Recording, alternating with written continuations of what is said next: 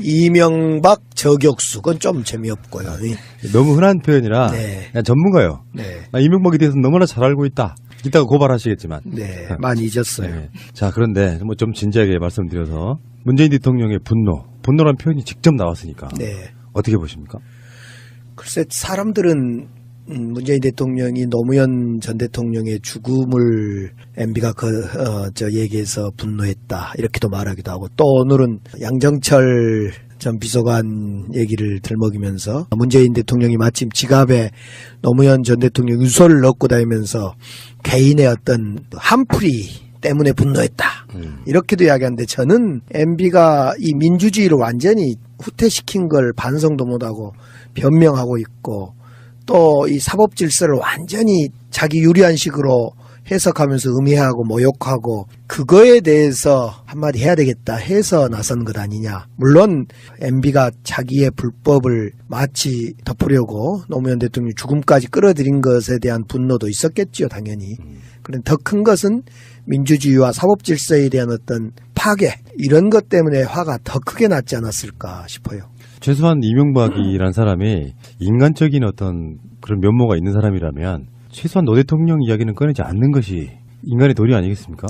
근데 이제 MB는 노 대통령을 끌어들이는 일 말고는 할 이야기가 없어요. 뭐 다스 이야기를 하겠습니까? 예전에 4대강 이야기를 할 수도 없고 또 국정원 특활비를 어디다 썼다는 그 이야기 할 수도 없고 결국은 본인으로 억제해오는 이거에 대해서 할 수 있는 이야기는 야 내가 노무현 대통령 사망케 했는데 말이야 죽였는데 사실은 그렇게 하니까 문제더라라는 것을 본인이 실토한 거예요 사실. 그러니까요. 네. 그러면 저는 실토를 하려면 과거를 자기가 정확히 반성을 해야죠. 내가 과거에 그런 일이 있어서 노무현 전 대통령께서 목숨을 잃었는데 지금 내가 말할 기회가 없었는데 지금 생각해도 잘못됐더라. 이 정치보복이다. 적폐청산을 가장한 정치보복 같은 거 이런 거 없애야 되겠더라. 내가 해보니까 안 좋더라. 이렇게 하면 일말에 조금 뭐 양심이나 있어 보이는데 그런 말 없이 그냥 그러니까 분노스러웠던 것 같아요. 요즘에 이렇게 걸어다니면서 꼼꼼히 이명박만 생각해요. 왜 저렇게 말을 했을까 하는 찾아보려고. 그러니까 국정원에 그런 시스템이 있는지조차 몰랐다고 했던 거짓말이 이제 좀 이해가 좀 돼요. 그러니까 지금 국정원이 줬다는 사람과 청와대에서 받아서 상납했다는 사람들의 증언이 복수로 나오고 있으니까 네. 이명박 입장에서는 원천적으로 아예 몰랐다라고 이야기를 하는 건데 그 자체가 거짓말이라는 게 최근에 나오고 있는 걸로만 봐도 분명히 그게 느껴지거든요. 그러니까 원천적으로 우리는 그걸 받은 적도 없다. 그래서 시스템 자체를 몰랐다고 거짓말을 하고 있는데 줬다는 사람과 받아서 상납했다는 사람의 복수의 증언들이 나오고 있는 걸 보면은 그 이명박 기자회견은 아니고 그거 하는데 실제로 이명박 옆에서 봤던 사람들은 이렇게 표현하더라고요. 엄청 떨고 있더라. 그러니까 떨었다.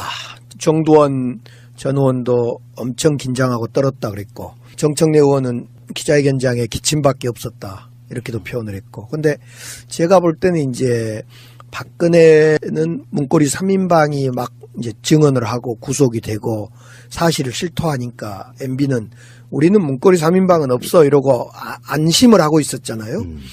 그런데 이제 갑자기 김희중을 중심으로 해서 진실을 말하기 시작한 거예요. 그냥 진실이 아니라 가족 앞에 가족을 걸고 진실을 말하기 시작하니까 뜨거라 이러고 있고 다스 사장 김성우 사장도 이제 본인이 살려면 뭐 진실을 말해야죠.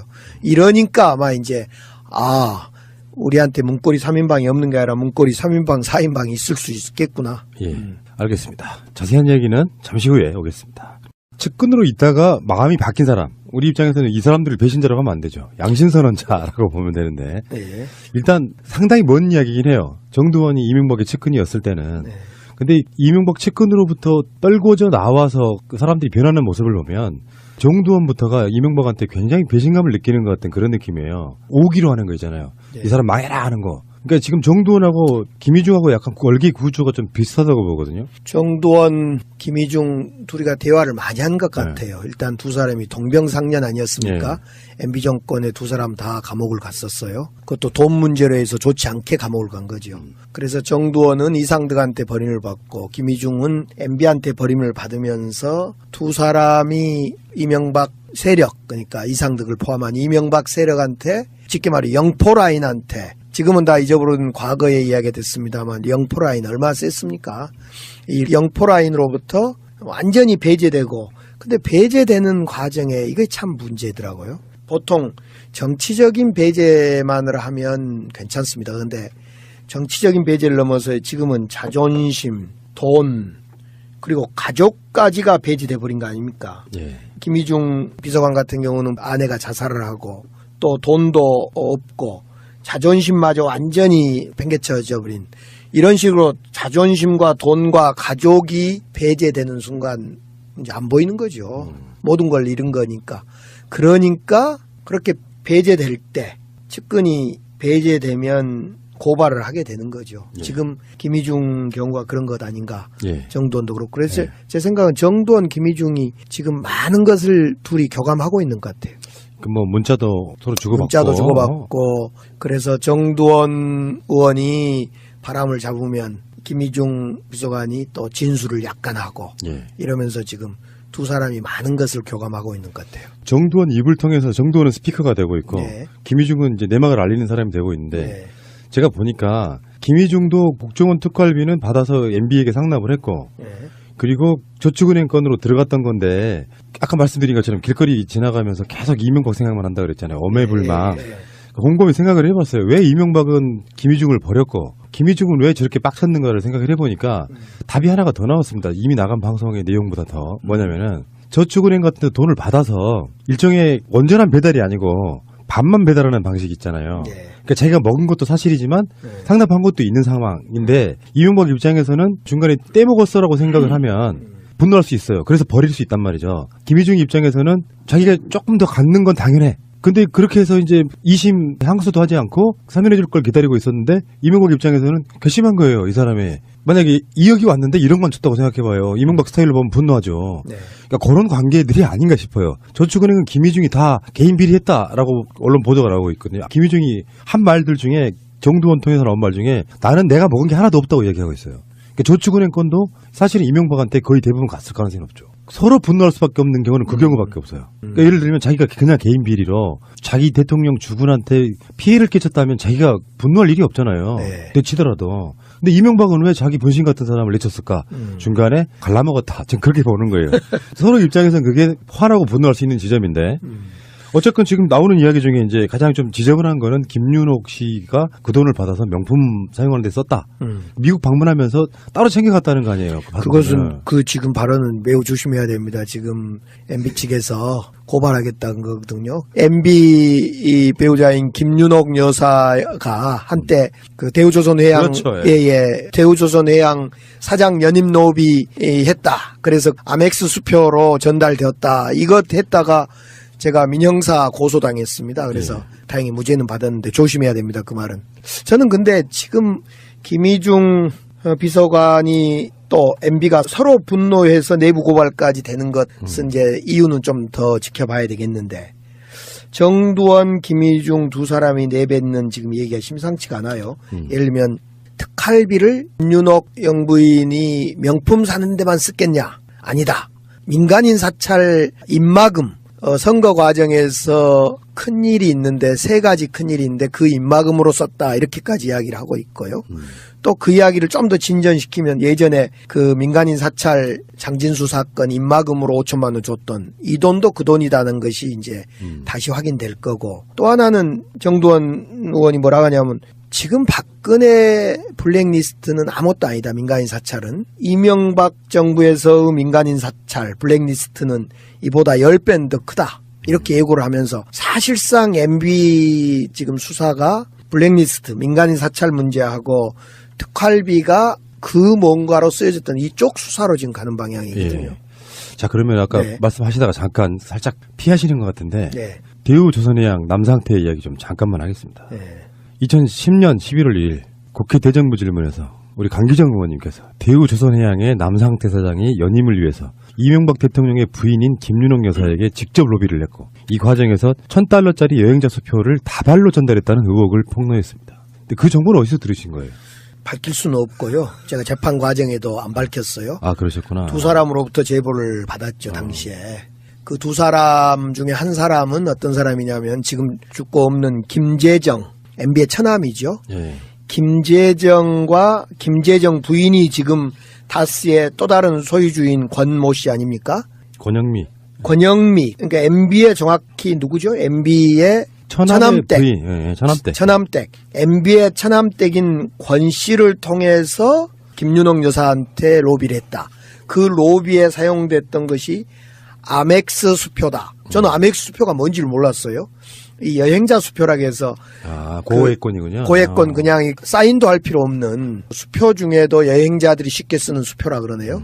그래서 제가 직접 은행에 가서 여행자 수표도 그 당시에 끊어보고 그랬어요. 그 수표 제가 가지고 있는데 그거 현금입니다. 이제 예. 보니까. 그래서 고액권인 그 아멕스 수표로 로비가 했다. 이걸 제보를 두 군데에서 받고 제가 나름대로 조사를 해서 타당성이 있어서 이걸 대정부 질의를 하게 된 거죠. 대우조선해양이라고 하는 회사가 망해가는 과정에서 남상태라고 하는 사람이 자기의 그 자리 보존을 위해서 네. 현직 영부인에게 로비했다는 거 아니에요? 그러니까 $1,000짜리라고 표현해서 얼마 안 되나 보다 하지만 이게 다발이면 어마어마한 돈일 거고. 네. 지금 김윤옥 씨가 국정원의 특활비를 받아서 명품으로 썼다는 것과 이것과 상당히 맥락이 좀 닿아요. 그런 돈을 안 받는 사람들이 아니고 네. 지금 우리가 머릿속에 지금 국정원 특활비와 대우조선해양만 생각하기 때문에 그렇겠지만 나라라고 하는 공간에서 얼마나 많은 사람들이 로비가 있을 거예요. 근데 웬만한 건 다 받아 드셨을 가능성이 저는 굉장히 높다고 보는 거거든요. 저는 일단 당시에 2010년에 이 제보를 받았을 때는 이 MB의 통로가 MB의 처남댁인 권모 씨로부터 통로가 됐다는 것, 그런 구체적인 증언이 있어서 아주 구체적인 증언을 받고 대정부 질의에 이걸 대정부 질의를 하지요. 그리고 그 결과 저에게는 재판과 이어지는 청목회 비리 의원으로 다시 저에겐 탄압이 시작되죠. 지금 블랙리스트 아니에요, 그것도? 사실은 블랙리스트죠. 예. 지금 의원님이 이명박 전문가로서 국회 대정부 질문에서 나왔던 이야기 때문에 정말 곤욕을 지르신 거 아니에요? 근데 나중에 2016년쯤 와서는 그게 다 사실로 또 밝혀지잖아요. 그렇죠. 대우조선 해양 문제는 그때 제가 2010년부터 밝히기 시작해서 지금까지 2016년까지 완전히 역대 대우조선 해양 사장 3명이 다 구속됩니다. 최근 1년 반 사이에요. 3명이 다 구속되고, 그러니까 그때 당시 제가 문제 삼았던 남상태 사장을 비롯해서 그 후임 사장들이 전부 구속이 되고, 뿐만 아니라 제가 당시에 국회에서 밝혔던, 국감에서 밝혔던, 국정감사나 국회에서 밝혔던 모든 사실이 다 그 뒤로 확인됐고 관련자들이 전부 구속되거나 사실로 확인돼 처벌받습니다. 예를 들면 이런 대목이 나와요. 제가 권재진 당시에 법무부 장관한테 그런 질의를 하고 그것이 국회 속기록에 남아있는 얘기인데요. 제가 2012년 말 언제 국회 예결위 제가 간사일 때 예결위장에서 이렇게 권재진 장관한테 묻습니다. 장관님, 남상태 대우조선해양 사장의 부인의 통장에 알 수 없는 사람이 알 수 없는 돈 2억 4천 그리고 1억 몇천 해서 도합 지금 정확한 수치는 기억 안 나지 않는데 도합 4억에서 5억 되는 돈이 입금이 됐는데 그 돈에 수사를 했습니까? 그러니까 내사를 했습니다. 그러면 그 돈이 뭡니까? 그랬더니 잘못 들어간 돈이라고 해서 반환 조치하고 끝냈습니다. 내사 종결했습니다. 나도 그런 데라면 들어왔으면 좋겠네. 그래서 제가 이건 지금 국회 예결위장에서 법무부 장관과 제가 대화한 내용, 속기록에 있는 내용입니다. 아니 장관님 그거 이해가 됩니까? 2번에 걸쳐서 4억에서 5억가량 되는 돈이 대우조선해양 부인의 통장으로 들어왔는데 왜 들어온지도 모르고 수사해보니까 잘못된 돈이라고 돌려줬다. 이게 말이 돼. 삼척동자가 웃을 일 아닙니까? 그랬더니 아무튼 저희들이 수사해서 확인해보니 잘못된 돈이라고 해서 돌려줬고 수사를 마쳤습니다. 그런데 수사 과정에서는 이런 모든 사실이 다 확인된 거예요. 그렇죠. 이런 거 있잖아요. 우리는 이제 언론의 발표나 김희중 정도원 정도의 이야기만 듣고 이제 사실은 받아쓰기 하는 거의 경우가 가까운데 의원님만큼이나 이명박 전문가가 한 사람 있죠. 기자 중에. 기자 중에요? 주진우 기자라고. 있죠. 주진우 기자가 쓴 트윗은 굉장히 좀 심각해 보였어요. 뭐냐면은 네. 이시영이 특활비를 많이 썼다. 명품백은 아무것도 아니다. 이런 표현이었어요. 네. 근데 그 말을 똑같은 말을 정두원 씨가 한단 말이에요. 명품 정도는 될 게 아니다. 그거는 약간 취미 느낌이다. 네. 그래서 지금 보도들을 이렇게 유심히 보니까 내곡동 사저 문제가 나옵니다. 그래서 어떤 보도는 지금 올라갔다가 내려갔다가 막 삭제되기도 하고 막 이 상황인데 어쨌든 간에 일부 언론의 보도에 의하면은 내곡동 사저에 특활비 6억 원이 들어갔다. 이렇게 되면 이제 명품백 뭐 몇천만 원짜리는 거 아무것도 아닌 거죠. 그때 내곡동 사저 관련해서 국정조사도 하고 아주 의혹이 너무 많은 일이었습니다. 하셨죠 그때? 네, 직접 했고. 그게 전문가시잖아요. 예.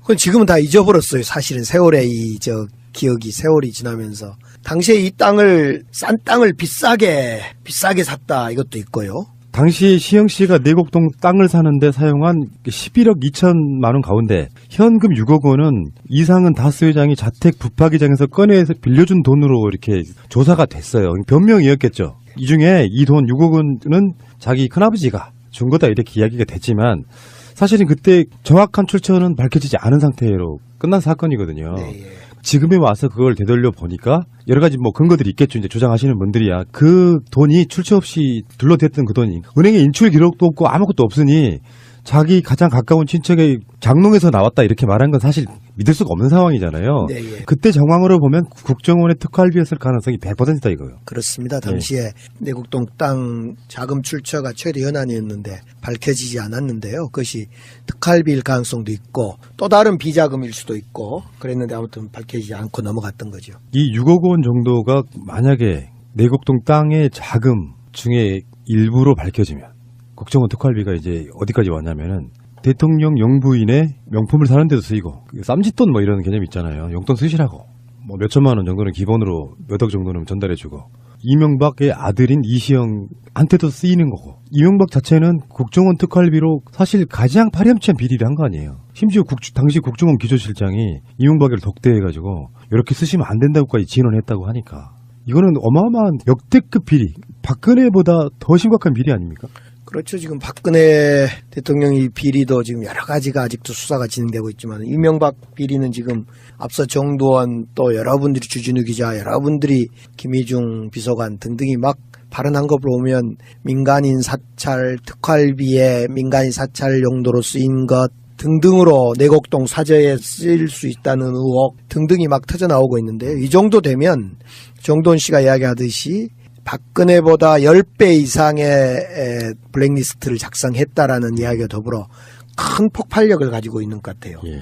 당시에 제 기억에 내곡동 사저 땅 구입 문제가 하나는 이제 그 돈이 어디서 났을까라는 것이 하나가 저희들이 풀리지 않는 의혹이었고요. 또 하나는 당시에 시가보다 훨씬 비싸게 땅을 샀어요. 그러니까 이시영이는 실제보다 싸게 사고 예. 그리고 경호처 내곡동이 가게 되면 이제 경호 그렇습니다. 경호처는 국가 돈으로 하니까 비싸게 사고 이시영은 싸게 사서 이걸 n분의 1로 하면 자기 돈은 적게 들어가고 맞습니다. 국가 돈은 많이 들어가는. 네. 정말 꼼꼼하죠. 대단한 그 뭡니까 자산 불리는 걸 뭐라 그러죠? 재테크에 엄청 재테크에 아주 뛰어난 의원님이 그런 재테크를 배우셨어야 돼요.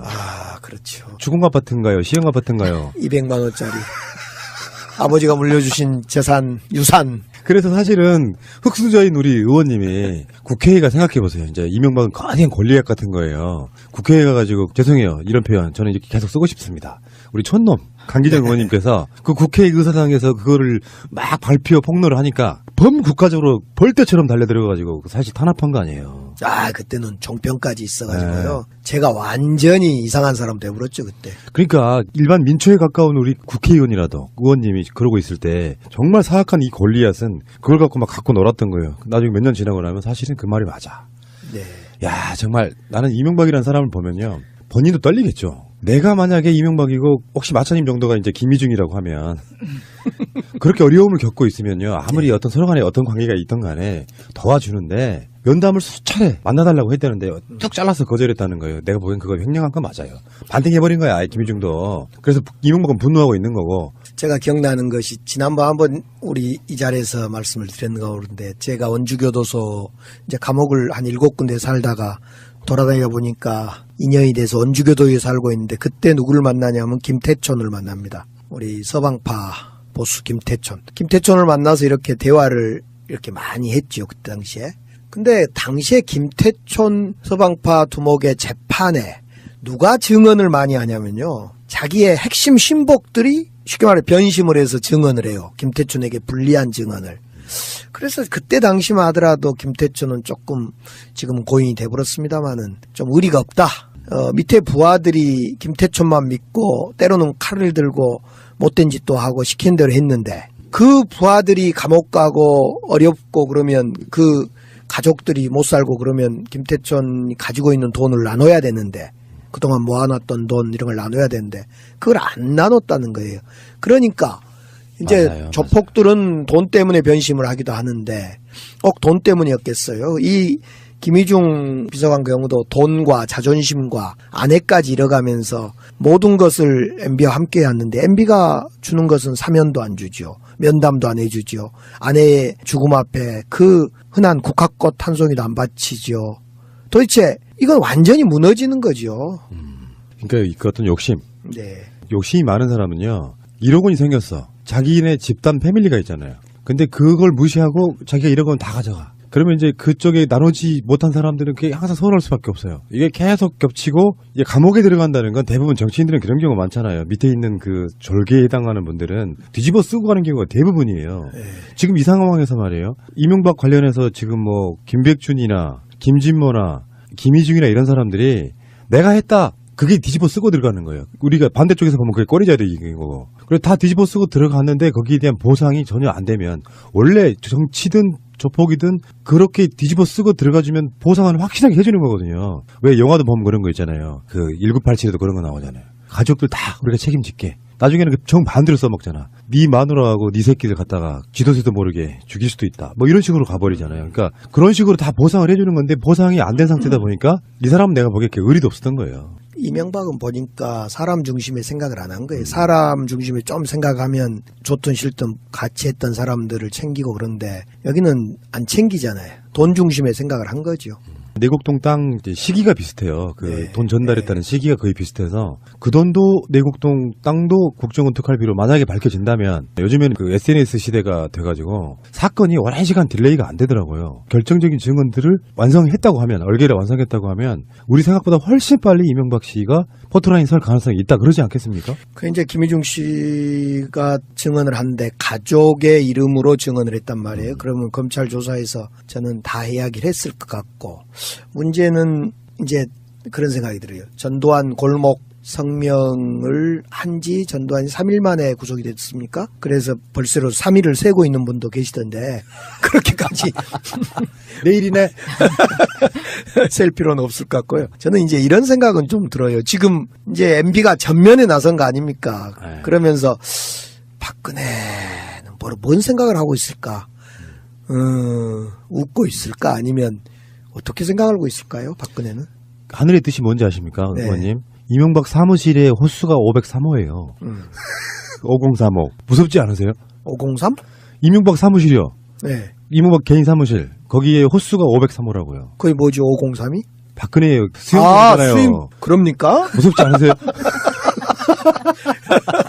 누가 그런 것까지 또 예리하게 예. 탐정이 또 나타났네요. 이명박 저격수. 그건 좀 재미없고요.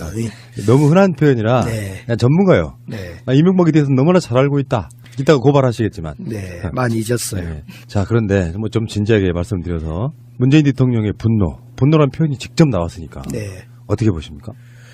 글쎄 사람들은 문재인 대통령이 노무현 전 대통령의 죽음을 MB가 얘기해서 분노했다 이렇게도 말하기도 하고 또 오늘은 양정철 전 비서관 얘기를 들먹이면서 문재인 대통령이 마침 지갑에 노무현 전 대통령 유서를 넣고 다니면서 개인의 어떤 한풀이 때문에 분노했다.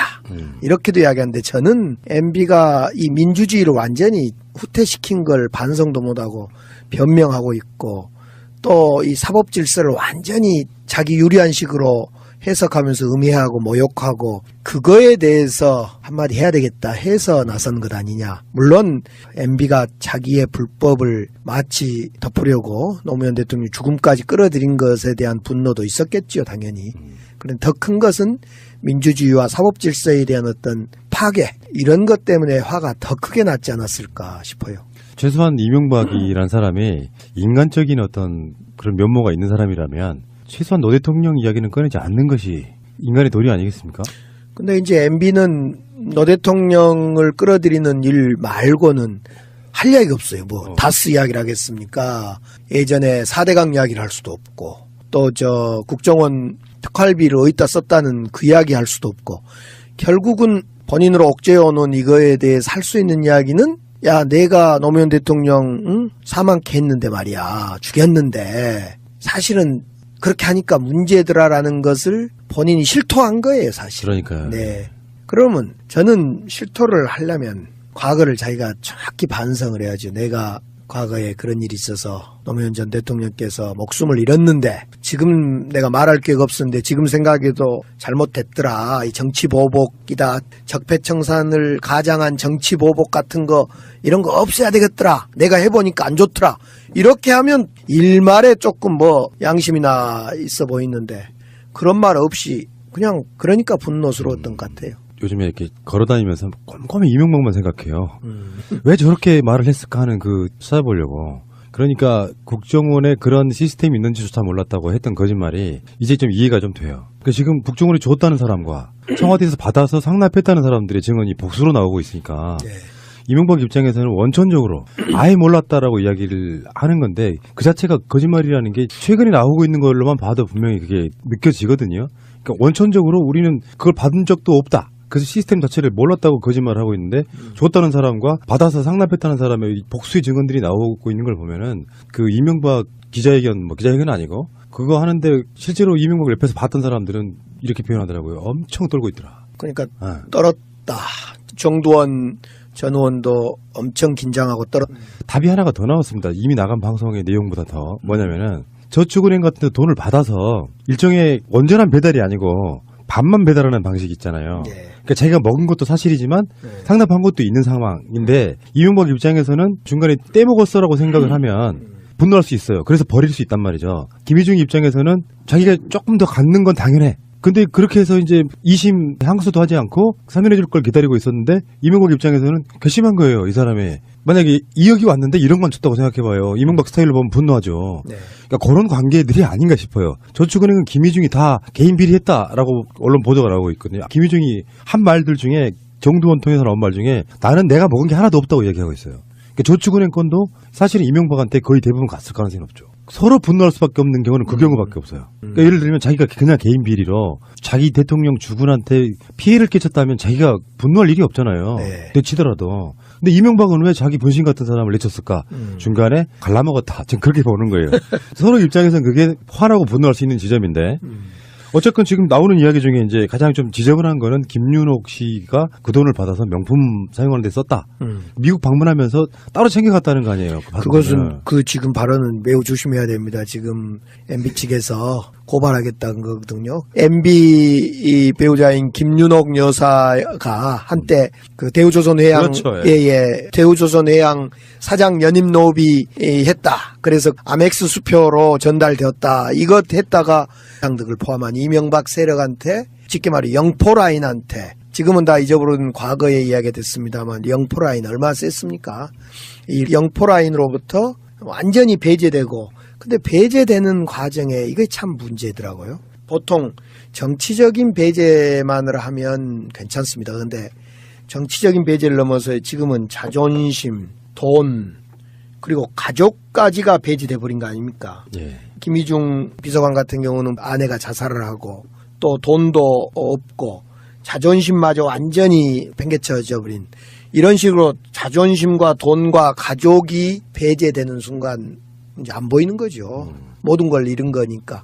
그러니까 그렇게 배제될 때 측근이 배제되면 고발을 하게 되는 거죠. 예. 지금 김희중 경우가 그런 것 아닌가. 예. 정두원도 그렇고. 그래서 예. 제 생각은 정두원, 김희중이 지금 많은 것을 둘이 교감하고 있는 것 같아요.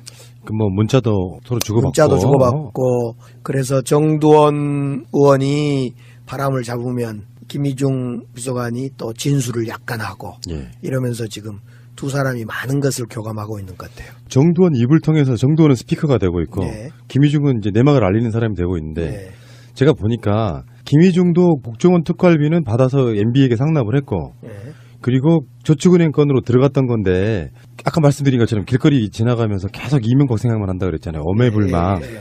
곰곰이 생각을 해봤어요. 왜 이명박은 김희중을 버렸고 김희중은 왜 저렇게 빡쳤는가를 생각을 해보니까 없다 그랬고 정청래 의원은 기자회견장에 기침밖에 없었다 이렇게도 표현을 했고 근데 제가 볼 때는 이제 박근혜는 문고리 3인방이 막 이제 증언을 하고 구속이 되고 사실을 실토하니까 MB는 우리는 문고리 3인방은 없어 이러고 안심을 하고 있었잖아요. 그런데 이제 갑자기 김희중을 중심으로 해서 진실을 말하기 시작한 거예요. 그냥 진실이 아니라 가족 앞에 가족을 걸고 진실을 말하기 시작하니까 뜨거라 이러고 있고 다스 사장 김성우 사장도 이제 본인이 살려면 뭐 진실을 말해야죠.